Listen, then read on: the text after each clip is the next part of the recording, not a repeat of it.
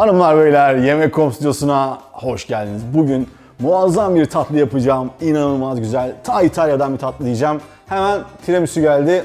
Değil. Gelato geldi. Değil. Cannelloni geldi. Değil. Bomboloni geldi. Değil. Hepsinden güzel. Hatta böyle size şey diyeyim.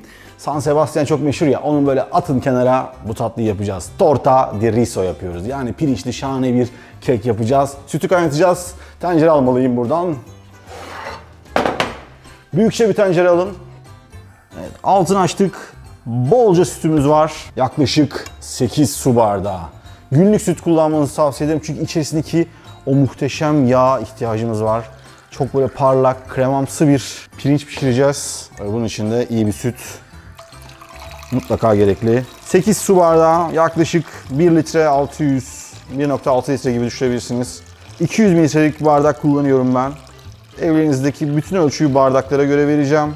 Şimdi sıra geldi tabii ki olmazsa olmaz pirinç ve şeker. Nerede şeker? Toz şeker, pirinçte baldo. Osmancık olmaz mı? Osmancık olur. Kırık pirinç olur mu? Olmaz. Bardaklarımız burada. Bildiğiniz klasik hepinizin evinde bulunan 2 su bardağı pirincimiz var. Yıkama vesaire yapmıyoruz. Kaçakları şurada içeriye doğru yakalayalım. Çünkü nişastasına ihtiyacımız var. Şekeri çok fazla değil bu arada. 5 su bardağı değil, 1,5 su bardağı kadar şeker koyacağız sadece. Çok naif bir tatlı kendisi. 1 su bardağı. Hadi bu da yarım. Şimdi bunlar koyulaşana pişecekler. İçerisine ne atacağız lezzet versin diye. Çubuk tarçın. Çubuk tarçınımızı attık. Süt kaynayınca altını kısacağız. Bütün pirinçler süt çekip şişene kadar başındayız. Ara ara karıştıracağız. Ben bunların başına beklerken siz de boş durmayın. Videoyu beğenin. Hey. Gianfranco, babaannenin torta di riso tarifini yapıyor. Naranca, bekle oğlum, seni az sonra rendeleyeceğim.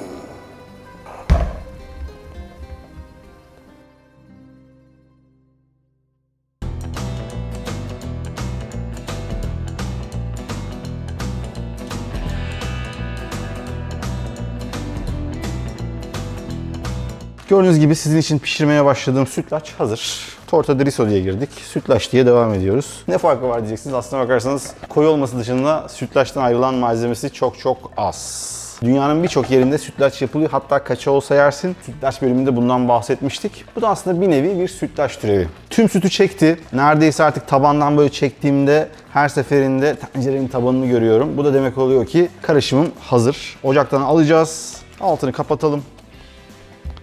Şimdi sıcakken içerisine tuz derken de içerisine tabii ki mutlaka bir çimdik tuz atıyoruz bu tarz aşırı şekerli tatlılarda. Tuzumuzu attık.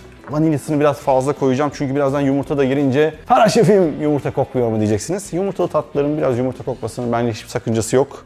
Ama vanilyayı arttırarak benim gibi 2 paket koydum. Ve biraz da portakal kabuğuyla bu işi çözebiliriz. Portakal kabuğu ve vanilya ile kaynatmamamızın sebebi hem aromaları uçup gitmesin hem de portakal kabuğunun acılığı içerisine uzun süre nüfuz etmesin diye. Mümkün olduğunca turuncu kısmını kullanıyoruz. Beyaz kısmına gelmemeye özen gösterin. Portakalın uçucu yağları şu anda ortalığı sardı. İnanılmaz. Tam bir kış havası. İşte böyle şeylerle normal bildiğimiz sütlaçtan ayrılıyor. Ama lezzet olarak birazdan tadına birlikte bakacağız. İçerisine şöyle dolu dolu bir avuç kuru üzüm atıyorum. Buradaki sıcaklık ve nemle beraber üzümler de şişecekler.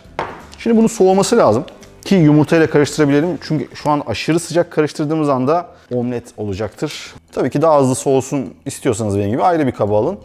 Vaktiniz varsa normal tencerede bekletebilirsiniz. Bu arada artık tarçın çubuğuyla işimiz bitti. Tabii ki tencerenin dibi kime ait? Bana ait.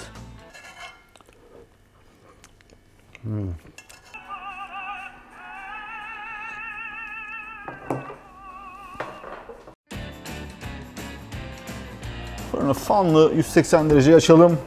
Isınsın. Bir tane de kek kalıbı alalım. Kalıbımız 24 santim. Herhangi bir borcam olur mu? Olur. Dilediğiniz bir kelepçeli kalıp olur mu? Olur. Yarım ölçüyle daha ufak yapabilir misiniz? Yapabilirsiniz. Bu soruların hepsinin cevabı evet. Hem altına hem de yanlara yağlı kağıt sereceğiz. Bunu daha önce göstermiştim. Bir yuvarlak keseceğiz. Karpuş gibi.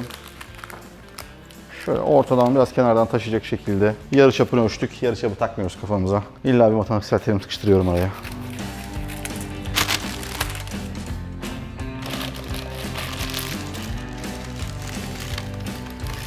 Kenarları güzelce kapladık. Şimdi artık yumurtalarımızı hazırlayabiliriz.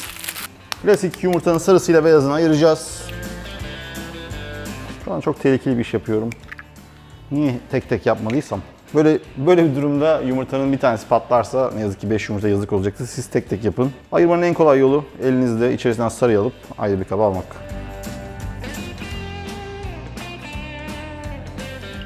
Beyazları az sonra çırpacağız.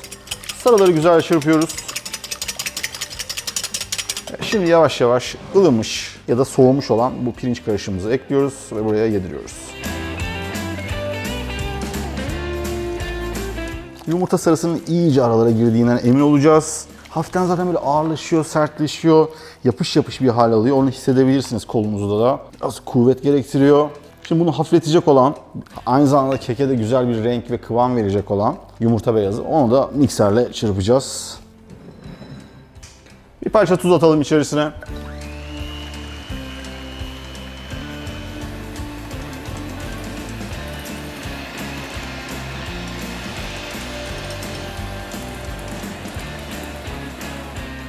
Evet. Bunlar da tamam. Gayet sert bir kıvama getirdik. Şimdi azar azar içerisine ekliyoruz. Çok fazla havasını kaçırmamaya özen göstereceğiz. İlk attığınız kısmı, 3'te 1'lik kısmını şöyle bir hızlıca karıştırın.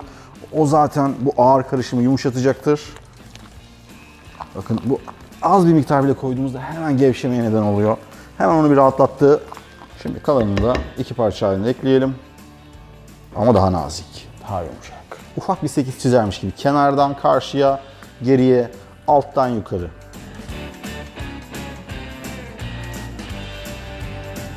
Evet. İnanılmaz güzel oldu. Şimdi artık kalıbımızı alabiliriz.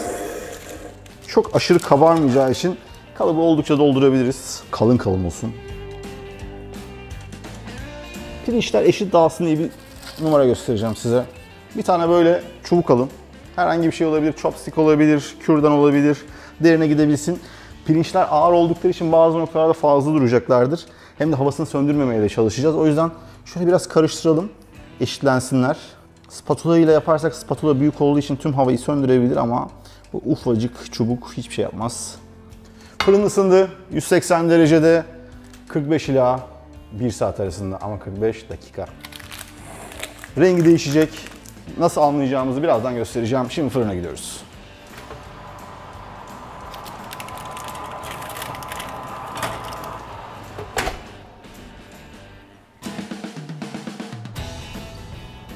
İnanılmaz gözüküyor. Şimdi ilk yarım saatten sonra üzeri inanılmaz kızardı. Ben son 15 dakikayı da 150 derecede pişirdim. Ama ortaya çıkan sonuç inanılmaz. Böyle hafiften üzeri kabuk tuttu. Bayağı da sert bir kabuğu var. Böyle vurduğunuz zaman hafiften sallanıyor bakın ama çok değil. Çok minik bir sallantı görüyoruz. Demek ki bu da ne demek oluyor? İçi sertleşmiş demek oluyor. Sıcaktan alamıyoruz. Bakalım alabilecek miyiz? Evet. Nasıl güzel kokuyor. Portakal, şeker, süt, pirinç. Öf çok güzel. Tabii ki bunu şu anda açamayız. Bir yarım saat beklesin. Hafiften böyle içeri doğru çökecektir ama çok fazla çökmez. Üzeri çok çok güzel. Bakın. Bak bak bak. Bence inanılmaz bir tatlı yaptık. Of of of of. Önce kendimi heyecanlandırıyorum. Size şimdi göstereceğim. Yavaş yavaş. Acele etmiyoruz. O kağıdı bir anda çekerseniz. Hazır mıyız? Wow. Bu nedir ya? Bu nasıl bir güzellik? Yani bunu hiç kesmenize gerek yok. Kokusu ve görüntüsüyle beraber yeni fenomen tatlımızı bulduk. Torta di riso. Üzerine birazcık da pudra şekeri. Hemen bir dilim keseceğim kendime. Biraz ufak keseyim. Gaza geldim. Bütün şeyi yarım kesecektim kendime. Aman yarabbi. Öf öf öf öf. Tabak tabak.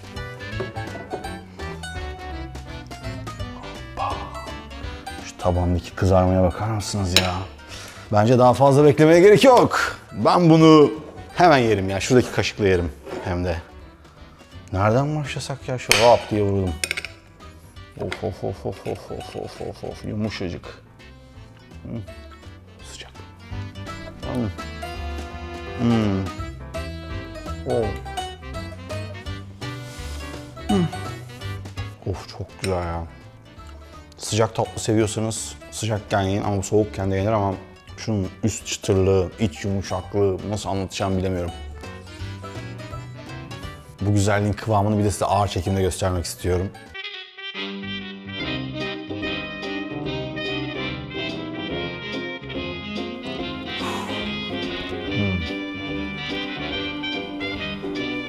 Ben şunu yemeye devam ederken siz de içine bakın. İçi de mükemmel gözüküyor. O dış kabuğu, içinin dokusu, kendini sıkı tutması, çatlak yok, patlak yok.